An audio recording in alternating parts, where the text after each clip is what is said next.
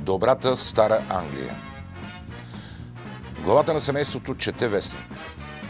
По някое време бавно смъква вестника и отбелязва: представете ли си, дами, в околностите на Дъблин цял взвод войници изнасилили някаква медицинска сестра.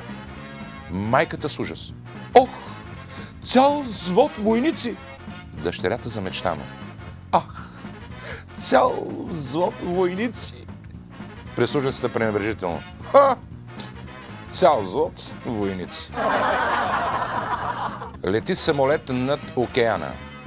По някое време самолетът започва да пада вследствие на авария. Командирът на полета казва на стюардесата: веднага бягай в салона и успокой пътниците. Стюардесата отива в салона, взема микрофона и съобщава: уважаеми пасажери, нашият самолет ще извърши пробно приземяване на вода, след което полетът ще продължи. Естествено обаче самолетът пада във водата и потъва.